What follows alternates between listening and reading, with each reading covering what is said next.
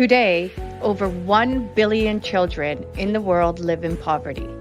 At Help Heal Humanity, our goal is to connect children in need with people like you who want to make a difference. Our student sponsorship program helps provide children with the necessities for a healthy and successful start to life. When you sponsor a student, you're not only giving them the gift of education, you're giving them the best chance for a brighter future. 100% of your donation supports the tuition fees, uniforms, textbook, and school supplies needed to thrive in a safe and healthy learning environment. Sponsor a student now and be the catalyst for their brighter future.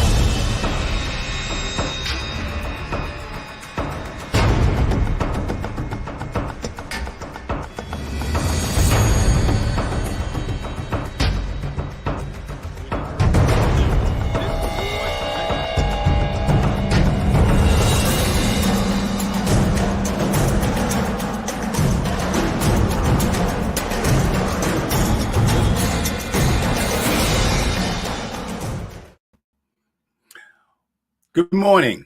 Bonjour. Comment ça va? Et toi? Ça va très bien. Ni hao. Hola. Buongiorno.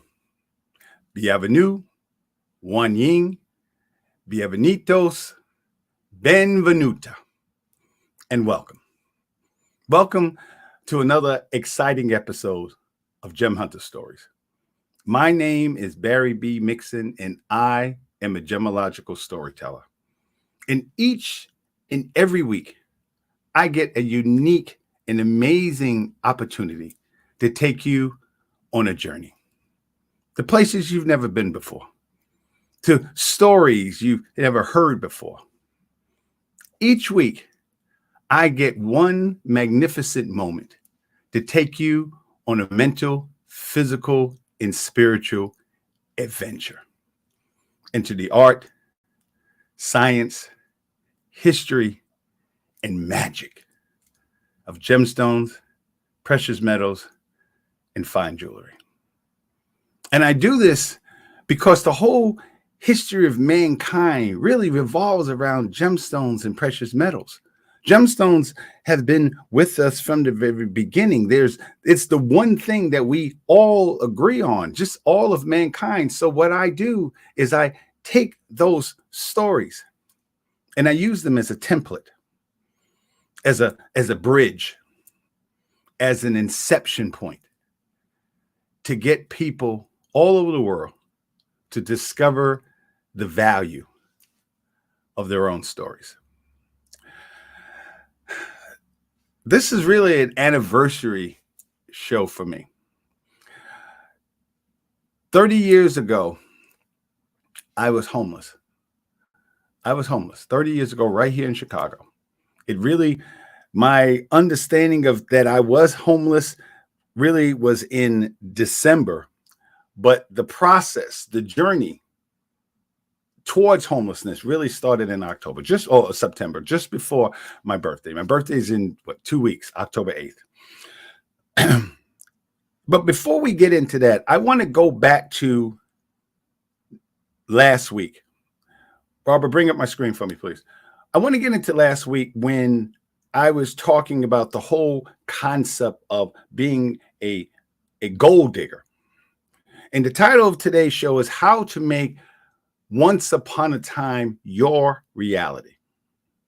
Because I think I know I'm going to be able to show you how it comes together. Because some of you think you've been watching my show. Thank you for subscribing. Please subscribe, tell your friends. But some of you might be still confused on how this all comes together. And last week I was talking about a gold digger? What is how you would want to be a gold digger? And I want you to understand, we know, and I've tried this, I've asked this question to a lot of people, just, John Q. Public, hey, what do you think about the term gold digger? And most people, men and women, they laugh. And what I was telling you last week, that what most people think about in regards to a gold digger, that's not what a gold digger is. A gold digger lives in various places all over the world, but the gold diggers that live here, La Recondanda, the highest mountain, the highest inhabitation of people anywhere in the world, 16,785 feet, La Recondanda. It's in South America. And they live underneath a glacier. They live underneath a glacier. So those of you who don't live in Chicago or don't live in cold places can imagine living underneath a glacier. And I told you that most of the women mine for scraps outside of the mine, because they're not allowed to go in the mine, because in their culture, going back hundreds and hundreds of years, so many of the things in their cultures are female or feminine, and including the mountain itself. So the mountain is jealous. The mountain is a female, and the mountain is jealous and doesn't want any other woman to go into the mountain. So the men dig inside the mountain and the women dig for scraps outside. I told you that this picture right here is a picture of women and children scrapping for just mere specks of gold, going over the same ground that they've gone over again and again and again and again every day. And I also told you, the people that live in this area do not get paid. They do not get paid a salary. They do not get paid minimum wage. They work 30 days each month, and on the 31st day, basically, they get 4 hours to go into the mine or whatever. And this is the men and women, and whatever scraps that they pull up, that's the money they make. They live in a town where there's no sewage, no sanitation, no nothing, just garbage and human waste running through the streets. And my point is, in all that horrible conditions, people are killed here, women are raped here, and the only place really for women to make money is either in the trying to scrap for the scraps of gold, or being a prostitute, or just being taken, or being basically married to some man, some miner who may not love her at all, who may not even care about it. It's just something for him to have as a possession. And my point in all that horrible living condition is that what would happen to you if you had that type of perseverance, if you had that belief in something? All those people, and the population of La Recondanda has increased by 250%. So the question is, why would human beings move to a place like that, where they know what the conditions are? It's not like it's changed. 5 years ago was better. No, this is the way it's been for decades. And the reason why they do that is really the theme of what's today. The theme, once upon a time. Once upon a time. People don't really understand what once upon a time means. I did a poll. And before I go there, let's go back to once upon a time. When people hear once upon a time, and I did a poll, and I'll show you, all they hear is the fairy tale of it. They remember hearing it as a child. Little Johnny, yes, once upon a time, his mother would say, and Johnny sits there and goes, okay, mommy. And what people have to understand is, and what I want you to understand is, how powerful once upon a time is. It's not just 4 words put in a sentence or the beginning of a story that makes it sound. Once upon a time is the beginning. That's why all of us know it. That's why I remember many, many shows ago, I told you that I would ask that question. Tell me the first story that your mother, your father, your grandmother, your uncle, the friend down the street, your baby's daddy, what the first story that you've ever heard in your life, how did it begin? And 99% of the people, and I've been doing this for a long time, 99% of the people will respond in the same way. Once upon a time. And the 1% that didn't, it's only because they forgot.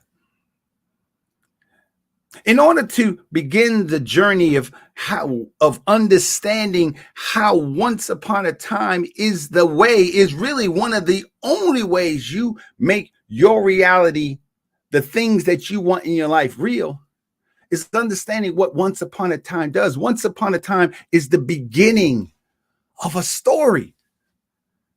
I will say it again and again and again, is that a story, there's nothing more powerful to us than anything on the planet, in the universe, than a story. And for those of you, my Christian friends, are sitting there saying, well, what about prayer? What are you doing when you pray? You're telling God a story. When people get the things that they want or the things that they hope for, what do they always say? They say, God answered my prayers. Well, those prayers are stories.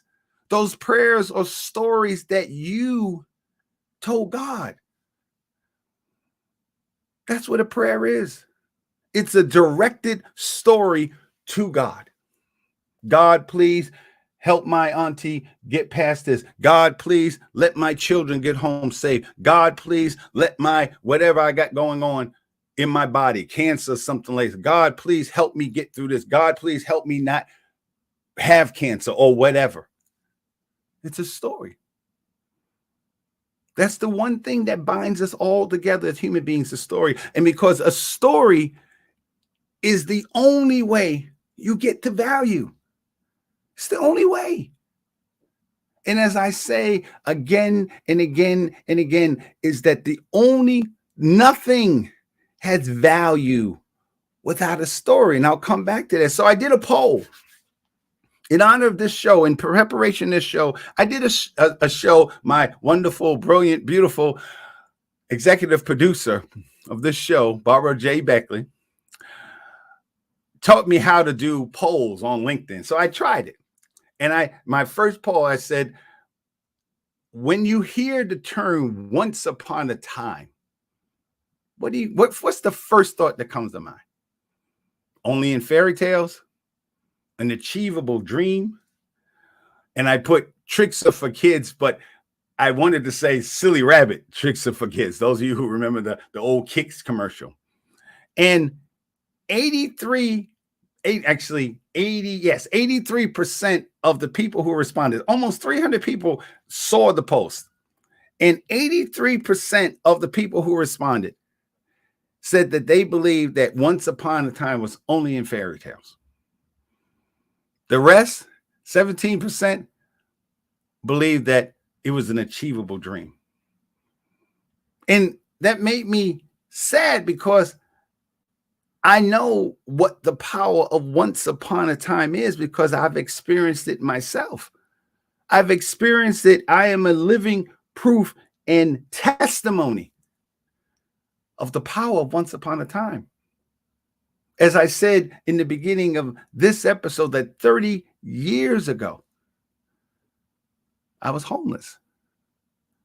I had absolutely no thought in my mind that I would make it through.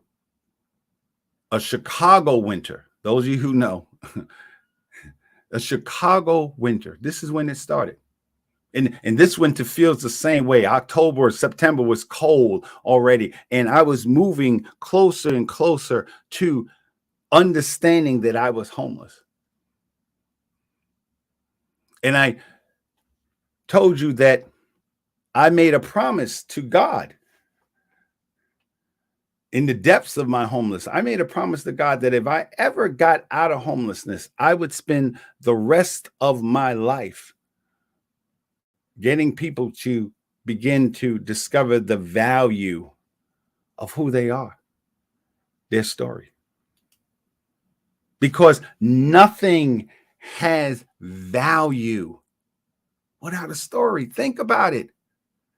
Think about it. There's nothing. If I can give you all the time in the world. If you take 30 seconds to think about, look around your house. Let's say that there was something, aliens have come to Earth, and the aliens were benevolent aliens, let's say, and they all wanted to take us to another planet. And they said you could only take one thing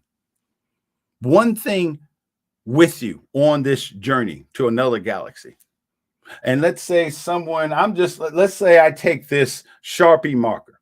I take this Sharpie marker, and someone's going to say to me, Barry, of all the things that you could have taken, trophies, awards, certificates, pictures, you took this Sharpie marker. And if I told you what this Sharpie marker meant to me, if I told you that this was the marker that my great grandfather had, of course, they didn't have Sharpies back then, but let's just say I told you that this Sharpie marker and the significance of this Sharpie marker to my life, you would understand. You would hold this Sharpie marker in a whole different level of esteem because now you understood the story. So imagine if you could take that same power and use it for yourself. That's what the gold diggers do. The people who are actually gold diggers, they believe. They believe in what they are doing. They believe that one day, when they least expect it, they're going to find a scrap, a piece, a nugget of gold, and it's going to change their lives.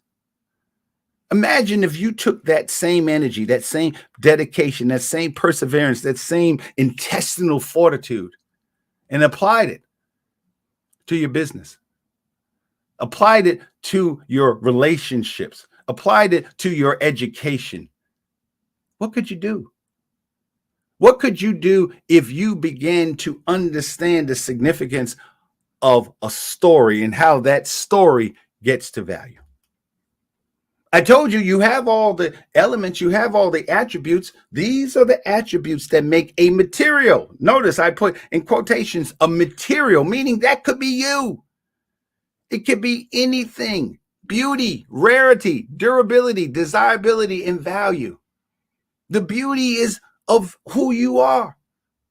You are beautiful. I don't care what you look like. I don't care if you're tall, short. You are beautiful because if nothing else, it's you. There's no one that has your color. There's no one that has your hair. There's no one who speaks the way you speak. There's no one who has your hips. There's no one that has it because it's you, beauty, which goes right in concert with rarity. We know this. We idolize gemstones and say, oh my God, they're so rare. Well, guess what? Joan, Jim, James, Diane, Roxanne, Marie, Shanita, Sharita, Catherine, Patrick, every name that I said, even if they may be names that fit other people who have those same names, there's only one you. So rarity, durability. If you have survived, if you're here, no matter what age you are, you have survived. You have survived your life. You have survived the things that you've gone through in your life. It doesn't have to be homelessness. It could be, the times when you were trying to get a job, or when you didn't have money, or when you was going through a divorce, or many people that I know right now who are going through illnesses, not just for themselves, but illnesses in the love they want. Durability. You have that. You survived. You're here watching this show today on a computer or laptop or whatever. Durability. Desirability. People who love you. People who, maybe not everybody loves you, but if there are people that love you in your life, you're desirable. I talked to my niece the other day, Gianna, and I've showed you pictures of all my pirates, Gianna and Bryson. And I asked them yesterday, I said, they call me Wabi. And I said, you still love Wabi? And Gianna was like, yeah, I still love you. And I asked her, I said, why? And I asked both of them, I said, why do you love Wabi? And they said, because you're Wabi. And think about the significance of that. That they love me because I'm who I am. Think about that significance in your life. The stories that you have told the children, that person, your loved one, that man, that woman, your company, the stories that you have told, the stories that you have created in your life, that is what people care about you. Why people care about you. That is the reason why they care about you, because of the stories. The world is different because you have existed, and people love you because of that. And ultimately, value. What is your value? The biggest problem in the world, to me, really comes down to one word: value. People don't value each other. People don't value themselves. We go through this conveyor belt. You got to do, you got to be, you got to have this degree, you got to have that degree, you got to have this house or this car and everything else. And that's not what value is. As an appraiser, and a valued is an agreed upon thing. We have, if I, going back to my pen, this pen costs, I don't know, $1. Maybe it costs 50 cents to make. But if all of a sudden I decided that this pen is $1,000, $1,000 Sharpie, just as is, and other people say, yeah, I can see that. If this Sharpie becomes the only Sharpie left in the world, there was some kind of shortage of Sharpies, and this is one of the last ones. Now the value increases, and everyone agrees upon that. So what is your value? What is your value to your family, your friends, your community, to the world? What is your value to yourself? So now that we've established that you are, in fact, a gem, you have all the characteristics of a gemstone. Let's see, does it work the same way as a regular gemstone that we consider a gemstone? Beauty, rarity, durability, desirability, and value. Let's see. When you look at a ruby, those of you born in July, and you look at a ruby, you looking at a stone, you're looking at something that has a specific chemical composition. It has a specific molecular structure. We talked about it a long time ago, why a ruby is red. It has chromium in it, but that's not what you see. That's not reason why you buy it. You buy it because it looks like this, because it has this setting. You don't think about all the things that it had to go through to become that. All you know is that it has value to you because it touches you. It makes you feel something in a different way. When we look at an emerald, when you buy an emerald, this is what an emerald looks like in its natural form. It doesn't look like this all the time, but this is a quintessential example of natural emerald. But when you buy this, you don't buy this for your partner, your loved one, your wife, your husband. You don't buy this because it looks like this. You buy it because it has the potential. It has the potential of being that, of being something different. And someone has to see that. Someone has to understand that. The person, the lapidary who cuts the gemstone, has to understand what is that. He or she, when they got it, it looks like that. But they had to say, if I take out what's called the matrix, what's around it, if I separate that, if I call it and if I cut it in a certain way, the facets, if I put it together, and if I do something to maximize the energy of it, the power, the light of it, it will become that. Isn't that what we all have to do? All of us have to see who we are. We have to see what is the things that we are made out of that make us special. What can we do, whether it be lose weight, whether it be to decide whether or not you're going to look a certain way. There's people who wear makeup and there's people who don't wear makeup, whether people wear hair and things, all the things. How you look, how are you putting yourself together? What are the facets that you're doing to make yourself ultimately into what you want to be? When you look at a sapphire, this is September, sapphire.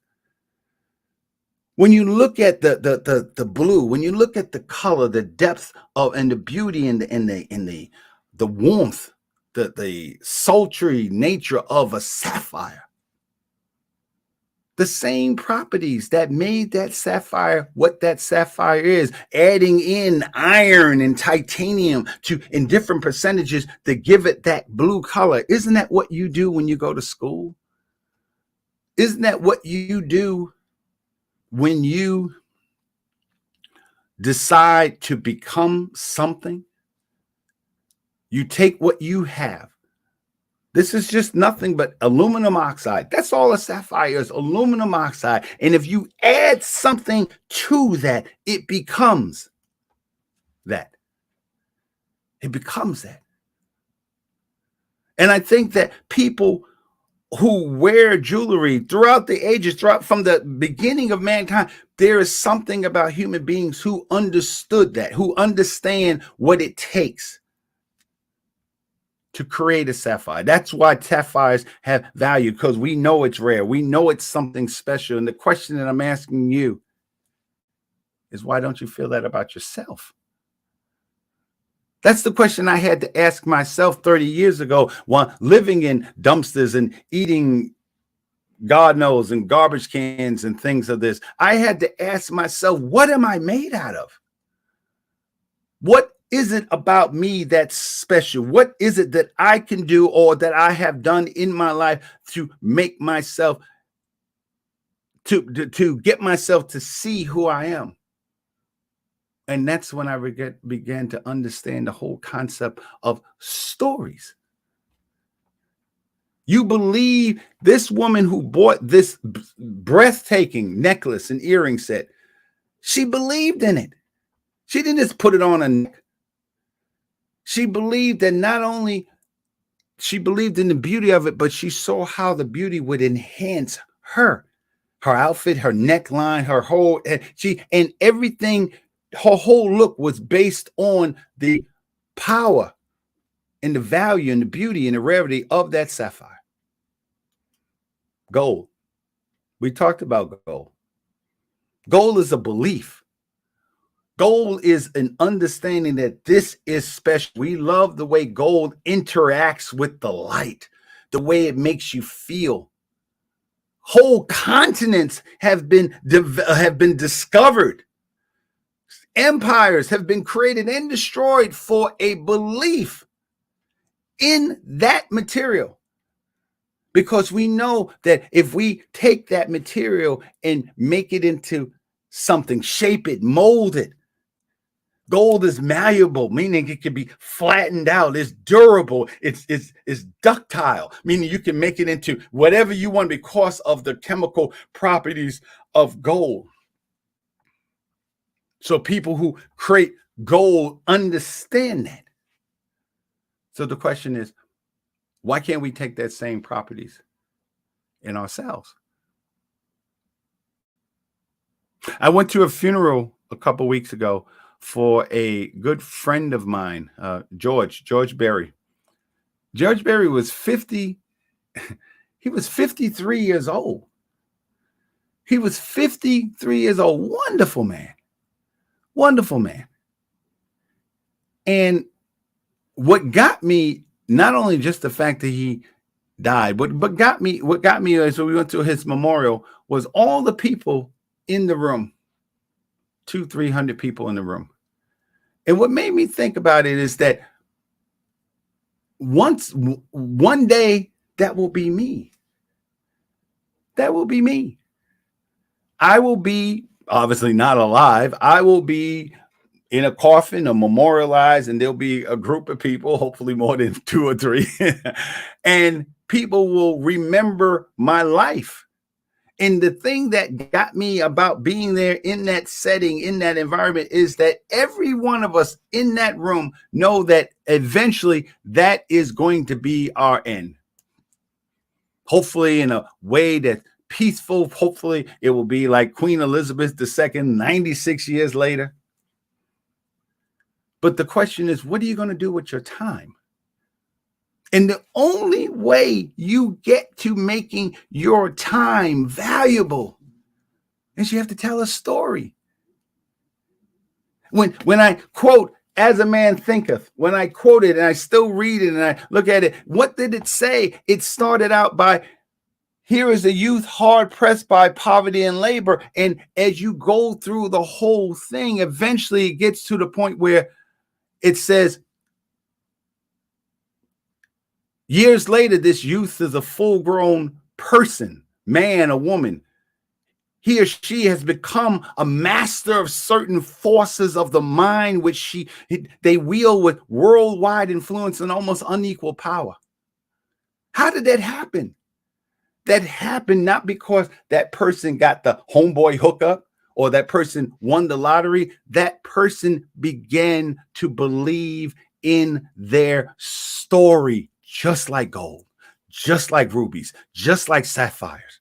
You believe in that beautiful bracelet in the shape of a snake, of a serpent with gold and diamond hints. Someone made that. Someone created that. And someone, when they saw that, they said, that speaks to me. That speaks to and represents who I am. Why can't we do that for ourselves? That's the secret. That's the secret. Beginning to tell your story. Beginning to look at your life and not just to, it's okay if you want to compare your life, just like we compare gemstones. But at some point in your life, you got to understand that you are what you are. And you can either ignore it or you can enhance it. A pearl. A pearl comes out of what? Comes out of pain. A pearl comes out of a living organism that was infected or surgically implanted with a material in the sex organs of that mollusk. And out of that comes something beautiful. How can you not do that for yourself? Why can't you do that for yourself? So the way you make once upon a time a reality is you begin to understand what the power of once upon a time is, because when you think about your stories, when you watch movies, when you watch TV programs, what is that? That's a story that someone made in their mind. And if they create that story if they shoot the story or do the video or do the music in such a way, you believe in that story. You become whatever that story you put in your mind. You become it. Last Saturday, I had the honor and privilege of speaking to Indian professionals, doctors, lawyers, people from India or Indian descent, people from the Indian diaspora. I was the only African American there in the room, really the whole place. And I had to stand there in front of all these people and talk about the importance of STEM, science, technology, engineering, mathematics, to education. And as I walked up to the lectern, I remembered that once upon a time, I would have never even been there. Once upon a time, I would have been terrified. Once upon a time, I would have not known what to say, but here I am. Here I am telling my story. I want you to think about your story, and I'll see you when we come back on the other side.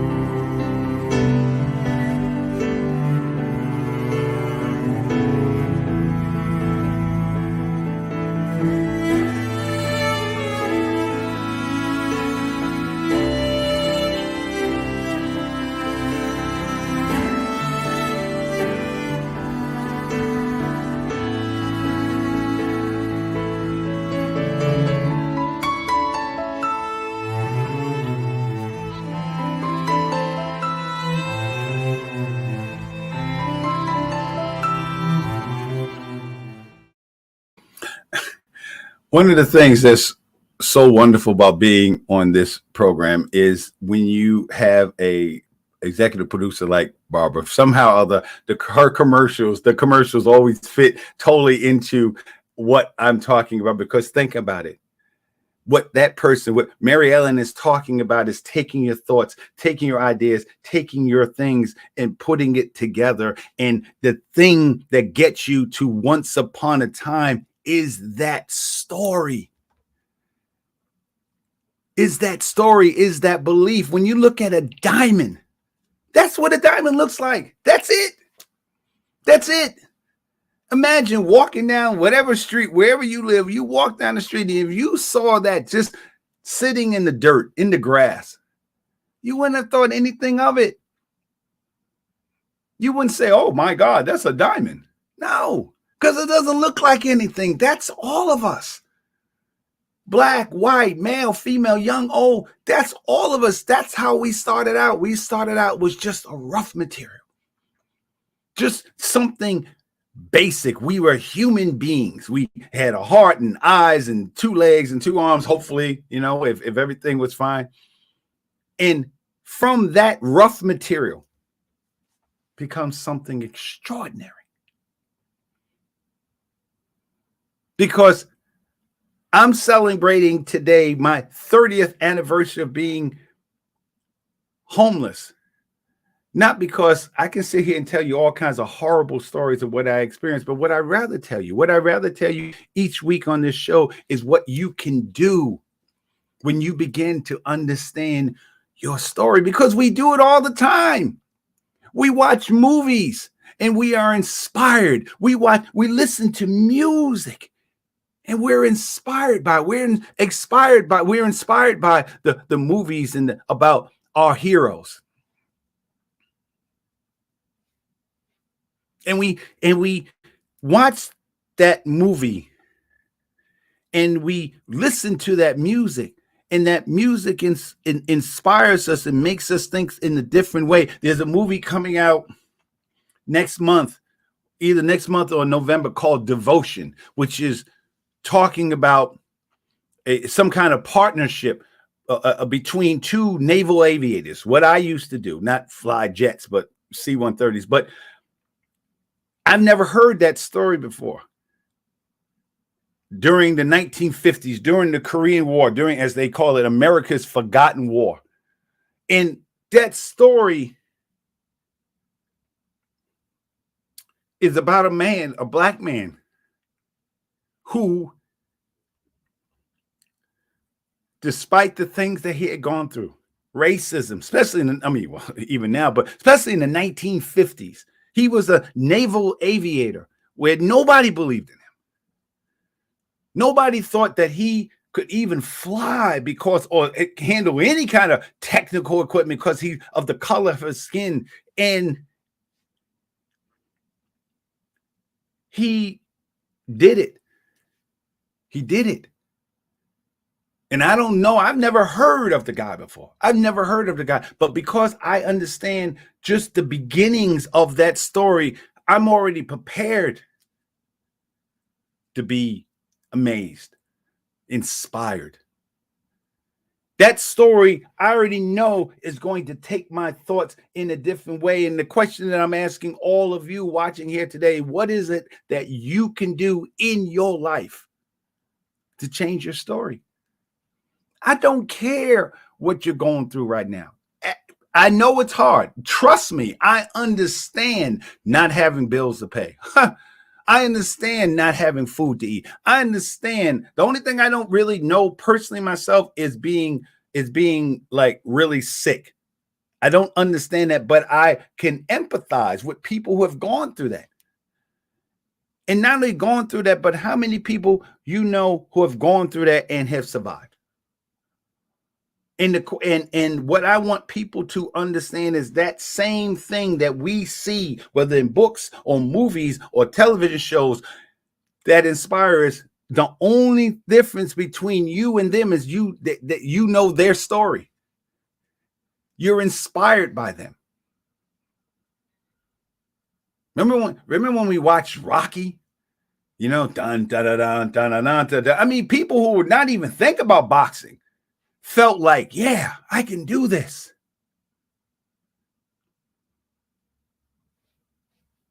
You have to tell that story to yourself again and again and again.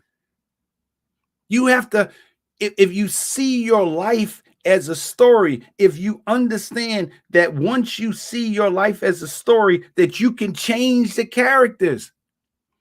You could change the characters in your story. You could say, okay, what I'm going through right now is chapter 5, chapter 10, chapter 100, chapter whatever in your story. And now the characters that are in your story, that boss you can't stand, the relationship that you're in, how does that fit into the overall story? And because you are the director of that story, you get to change it. You get to take that person out of your story or recast them into something else, or more, even more importantly, you can sit back and see how does that story move the story that you want to create in your life. How does that story, how does that antagonist move you along the ultimate story that you want to create? When I say the Gem Hunter, gemological appraisals and storytelling services, art, science, history, and magic, that's not just speaking about gemstones. That's speaking about the story, that the stories of gemstones and precious metals and fine jewelry. You can take that inspiration, whether it be just the beauty of it, whether it be the science of it. How can something that has a specific molecular structure, how that something can become something beautiful? The history of it.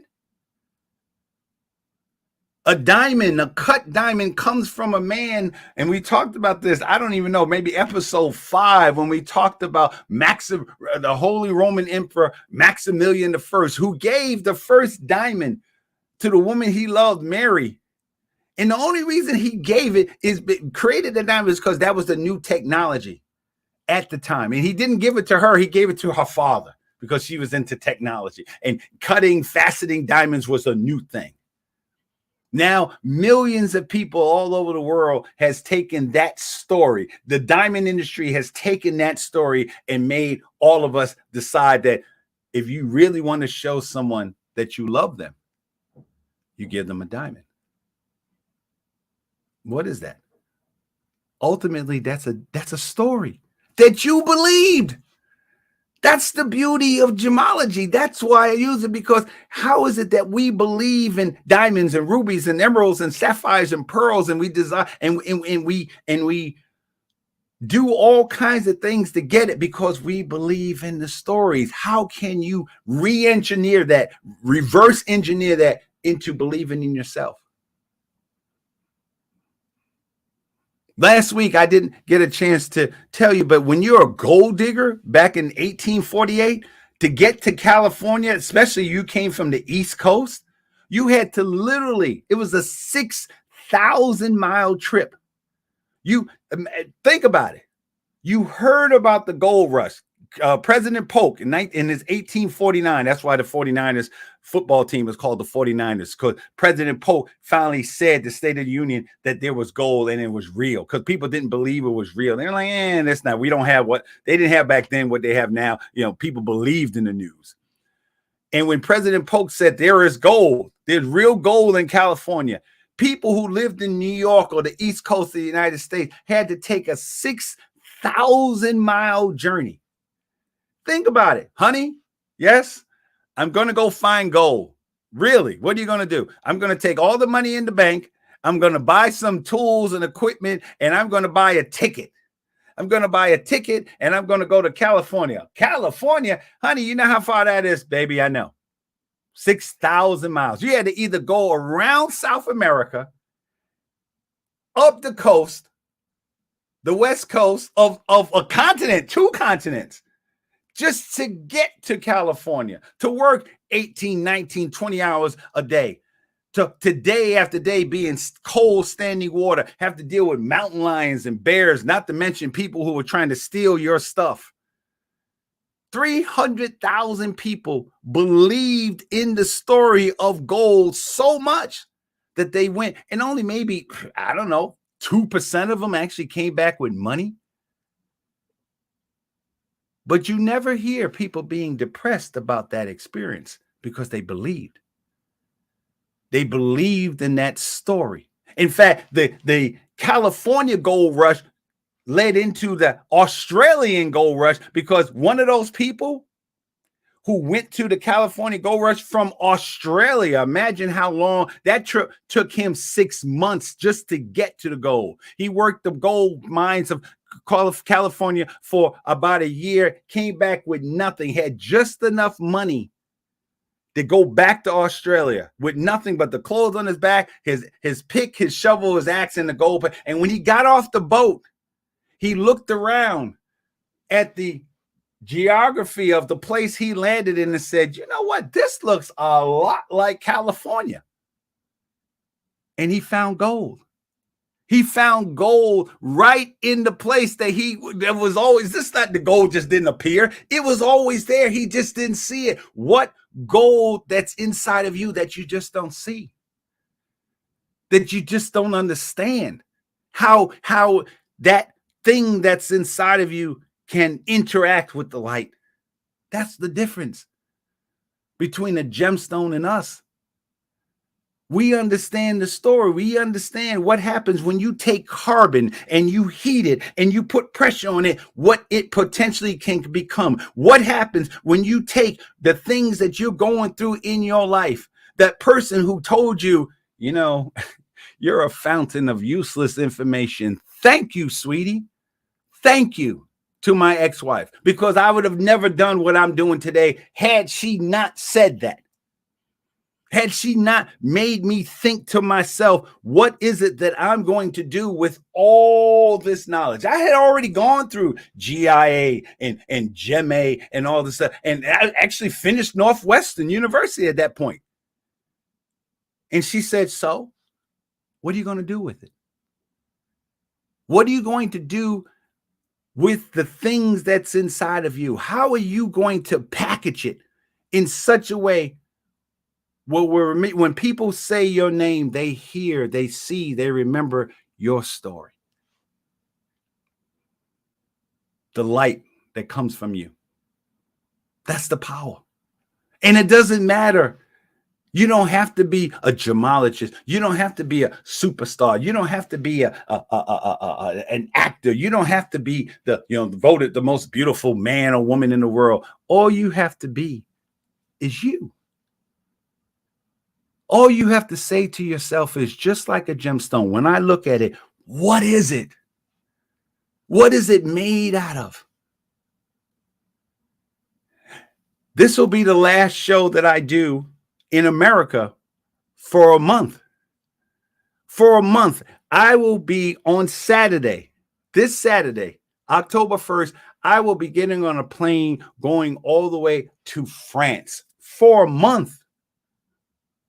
And that same man that was living in dumpsters and eating out of garbage cans and everything else, I am not only going to France, but I'm going to France where there are people who are looking forward to seeing me, to talking to me. And how did that happen? Did I hit the lottery? Did I all of a sudden become, a superstar or devastating? No. I just told a story. I used that, what my ex-wife saw as useless information. I saw how it could relate to me and how it could relate to other people. That's what we have to do. We have to take a moment in our, and I say it at the end of each show, but I want to say it here clearly, that you have to take that time within yourself and see it. You have to see it. You have to understand it. If fixing, so I met a woman the other day. She works for Hewlett Packard, and she puts together, she repairs these big 10, 20, 30,000, $50,000 printers. And I said, young woman, and I said, how did you learn how to do that? I said, did you just, and I was playing when I said, did you just say, oh, I don't want to play with dolls. I want to fix things. And she said, I was just looking for a job. And that opportunity happened. And she said she went through the training and she found out that she was really good at fixing things. She didn't know. She had no idea. And she says, now I do it. I said, how long have you been doing it? She said, oh, about 20 years. And she looked young. She looked, I thought she was in maybe like 20, 27, 28 years old. She said she was like 41 years old. And she took her talent. She took her beauty. She took her ingenuity, and she became something more. You have to discover the value of your own story, of who you are. So thank you for watching the show. Thank you for subscribing. Thank you for allowing me to celebrate my 30th anniversary of a life-changing moment in my life. And again, as always, I want you to just take that time this week. I'll see you next week in France. In fact, please subscribe to Gem Hunter Stories on Facebook. We have a group, and I'm going to give you a challenge. If you subscribe and make a comment in Gem Hunter Stories on Facebook, I will give you a 15-minute complimentary discussion about your story, the 7 elements of storytelling. That's your challenge. I'll put it on Facebook officially so you understand. But until then, my name is Barry B. Mixon, and I am a gemological storyteller.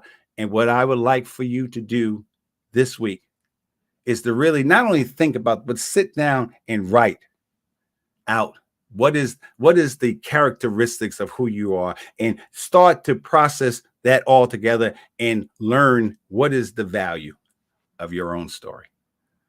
So until next week, au revoir, à te tella, voilà.